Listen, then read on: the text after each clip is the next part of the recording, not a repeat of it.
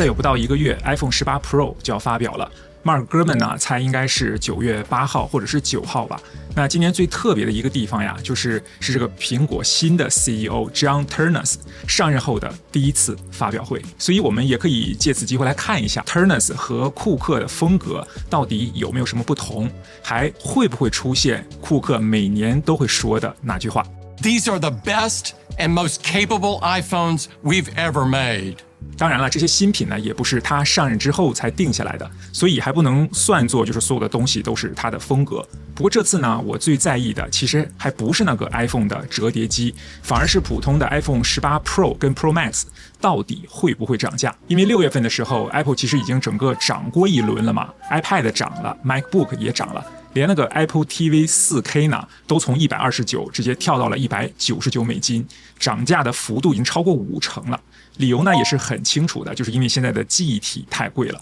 但是你有没有发现呀，就唯独这个 iPhone 呢完全都没有涨价。那是苹果故意不去涨价吗？还是说等着这次新机发表然后再一起宣布涨价呢？所以这支影片呢，我们就先从这个 iPhone 开始，然后呢把这几个月比较重要的那些爆料吧一条一条的给它稍微复习一下，顺便呢我也会讲讲哪些我觉得是比较可信的，哪些呢我们就不用太当真了。今年秋天呀，很有可能就没有那个 iPhone 18的标准版了，只有 iPhone 18 Pro 和 Pro Max。 最早呢是 The Information 的爆料了，后来这个 Mark Gurman 呢还有郭明奇也都一起跟进了。不过这几个人的准确率呢一向都是很高的，所以我认为很大概率吧，今年是真的不会有那个 iPhone 18的标准版了。那这件事情呢，可能很多朋友已经知道了，但是我后来想到另一个问题，如果 Apple 要趁着这次发表新机来调整价格涨价的话，那会不会这个 iPhone 18没等来，反而先等来了 iPhone 17的涨价呢？那这个呢，就像我开头讲的，因为记忆体的问题还是存在的嘛。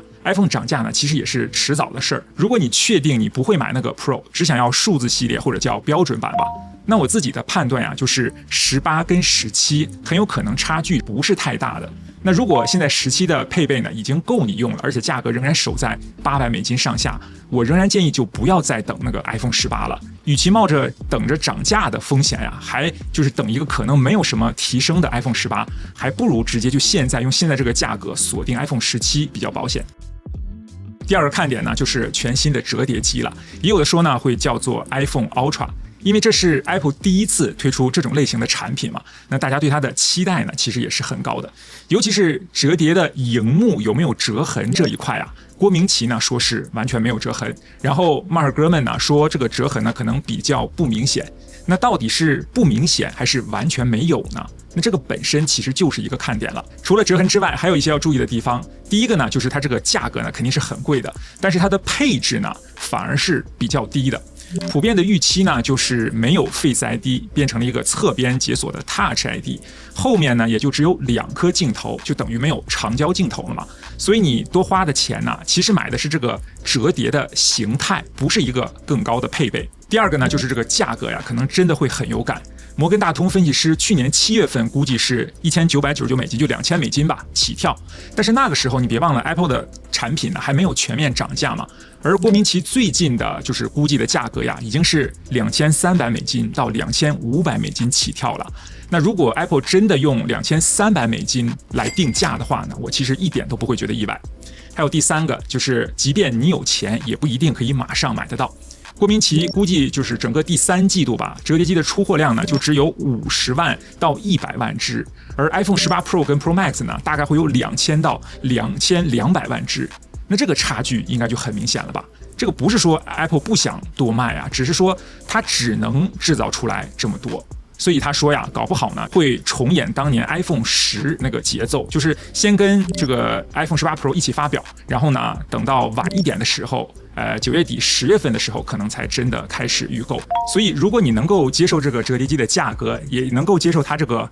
规格上的取舍的话呢，那么一定记得要去马上抢这个首发。一旦错过了首批，要不然呢你就得买那个黄牛价嘛，要不然呢就要等很久才能拿到，那这些呢都太不划算了。如果折叠机首批真的缺货的话呢，我相信一定会有人去在网上找一些其他的通路吧。不是说其他的通路就一定都是假的，但是在买之前呢，你真的得多看2眼，不然一不小心很有可能就被骗了。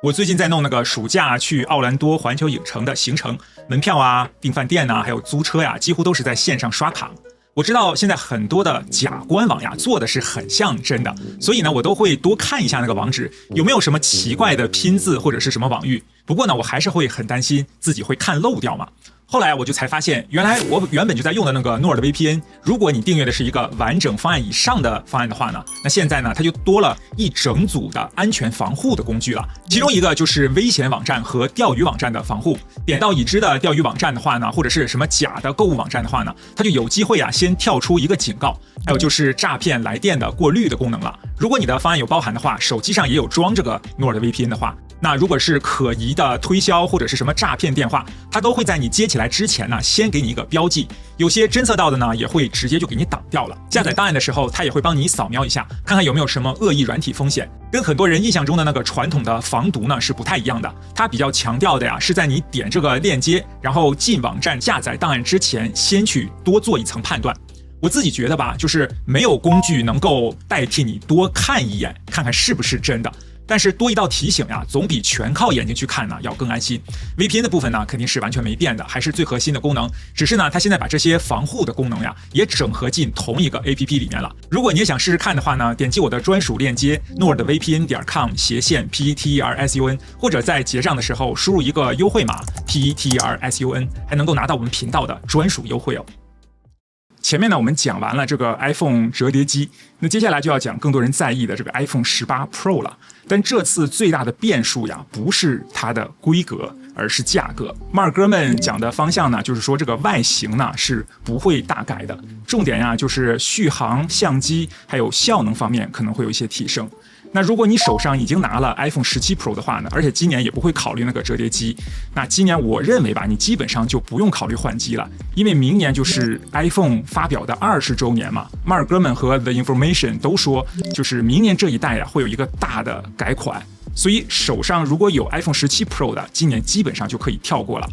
那真正该犹豫的就是现在呀，要不要趁着没涨价，然后买 iPhone 17 Pro 的，还是冒着这个等这个涨价的风险，然后去等这个18 Pro 的人？那我们就先来看看到底会涨多少吧。IDC 说这个 Pro 跟 Pro Max 呢，最高呢可能会涨$200，然后 Counterpoint 针对这个 Pro Max 抓的差不多也是$200左右的价格吧。然后 Jeff Poon 呢，最新的估计就更狠了，说可能会涨到$250到$300。所以我自己的判断呀 ，iPhone 18 Pro 大概率是会涨价的，比较可能是涨$100到$200的样子吧。而且 Counterpoint 其实还有提到，存储容量越高的版本呀，涨价的幅度可能也是越大的。所以发表会当天呢，我们还不能只看这个起售价是多少，还要看不同的版本究竟都涨了多少。那既然涨价是很难避免的了，那我们现在到底要不要趁着 iPhone 17 Pro 或者 Pro Max 还没涨价，马上入手一支呢？其实这个问题啊，我在之前的一支影片呢，已经都详细的聊过了。有感兴趣的朋友，你可以点击这边或者到这个说明栏当中找到链接吧。那这里呢，我就不再重复了。最后我们再来说一下这个穿戴装置 Apple Watch、AirPods， 还有就是 iPad、Mac 电脑这些吧。iPad 和 Mac 电脑呢，这个是比较简单的。马尔哥们呢，他给的时间线呢，其实都不在9月份，比较像是等到10月份的时候呢，苹果再来做一个单独的一个发表会吧。那有些型号呢，甚至会等到明年的春天才会发表。所以9月这场发表会呢，主要还是围绕 iPhone、还有 Apple Watch、还有 AirPods 这些东西了。Watch 这边的思路其实就已经很清晰了，哥们认为呢会有 Series 12和 Watch Ultra 4，但是没有新款的 SE， 因为这个 SE 系列呀本身就不是每年都有新款嘛，所以这个我觉得一点也不奇怪。不过让我比较在意的就是 Mac Rumor 报道过，有人从这个外流的程式码里面啊就找到了一颗新的晶片，那这个其实还是蛮值得讲一下的，因为 Apple Watch 上一次真正换这个核心呢，其实是 Series 9。那已经是3年前的事情了嘛。那去年的那个 Series 11啊，甚至连新的晶片都没有，就直接沿用前一代。Apple Watch 大概是每3年吧，才会有一次真正的就是芯片核心的升级。所以今年呀，刚好就轮到芯片升级了。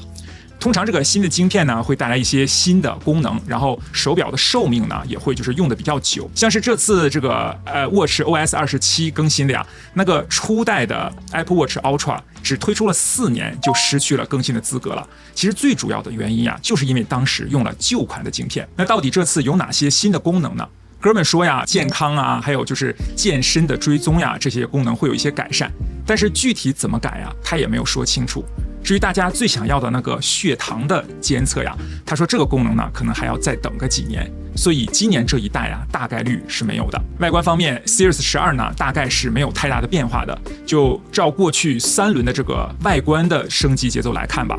，Series 4、Series 7和 Series 10差不多都是每3年进行一次外观的改版，所以下一次外观的改变呢，比较可能是等到明年的 Series 13才会有。Ultra 4呢，其实也是一样。哥们说，今年所有的 Apple Watch Ultra 呢都不会有重大的外观的改变，那重点呢都是里面那个晶片，还有就是健康功能的升级了。所以 Ultra 4呢，大概率啊也就是换一个新的晶片核心，然后外观呢应该还是会延续之前那个 Ultra 3的方向。再来就是这个 AirPods 这边了，这边呢其实就这个变数就更大了。哥们说，就是之前说过有一个有相机的版本嘛，现在说好像要排到2027年底才会发表了。然后郭明奇之前呢指向是2026年底嘛，他们2个人说的方向就不一致了。另外还有一款就是没有相机的新款 AirPods， 哥们说是今年年底可能会推出，但到现在啊，就是因为连定位还搞不清楚嘛。如果你不着急，非得现在马上用 AirPods 的话呢，再等几天你就能看到到底有没有新款了。等到发表会那一天吧，其实最值得关注的还是那个 iPhone 18 Pro 的售价。那这个 iPhone 18 Pro 到底有哪些更新呢？那接下来呢，我还会做一个发表会之前的一个最终的最靠谱的一个爆料的整理和总结。到时候呢，我们就基本上可以提前来判断这次的 iPhone 18 Pro 到底就是有哪些新的变化了。还有就是这个 iPhone 折叠机到底会怎么样，我到时候也会再做一期。那如果对今年即将发表的这些手机感兴趣的朋友呢，现在就赶紧先订阅起来吧。而且今年9月份呢，我们频道一定还会有抽奖的活动的。那具体的说明呢，之后我就会公布。那今天咱们就先这样了，谢谢大家，让我们下一次再见。